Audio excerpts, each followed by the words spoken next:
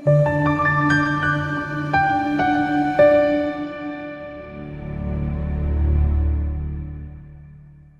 bezulu eliphezulu angikhuleke kunina igama upastor weningi sibuya ke ngokuyithoba ukubheka nje amaphupho amagafushane ngiyathemba la khona uyaphila uNkulunkulu akakulonde uNkulunkulu akakubusise uma sibheka la amaphupho athinta imali ngokweqeshana noma ngokwegatshana sizoqala la sikuveze nje ngokusobala ukuthi uma uphupha mhlawumbe umuntu ekunikeza imali lolu phawu esikhathini esiningi oluhle noluvama ukubika ukuthi maduzane ngabe umuntu ozoba nokuzethemba ungabe umuntu ozoba namandla okufeza izinto ezithize ungaba mhlawumbe nokuthi ungenzeka uthola ingcebo ethile noma izinto ezingakulethela ingcebo kanti ke uMathewu 6 verse 21 uthi ke for where your treasure is there your heart will be uyabona kanti ke uma sibheka la ukuthi uma uphupha umuntu ekunika imali ewu10 futhi ujabule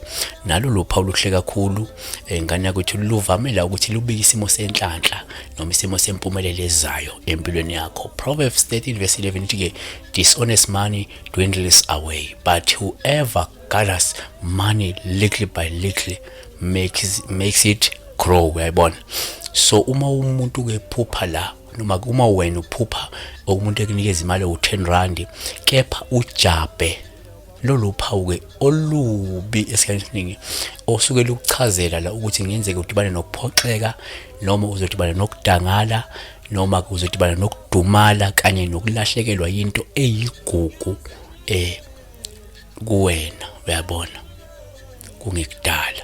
Ecclesiastes 5 verse 10 ithi ke whoever loves money never has enough. Whoever loves wealth is never satisfied with their income. This too is meaningless. So ngifuna sibheke le ndaba yamaphupho athinta nje imali kancane kancane okwamanje asibeke la uNkulunkulu akakubusise, uNkulunkulu ekulonde.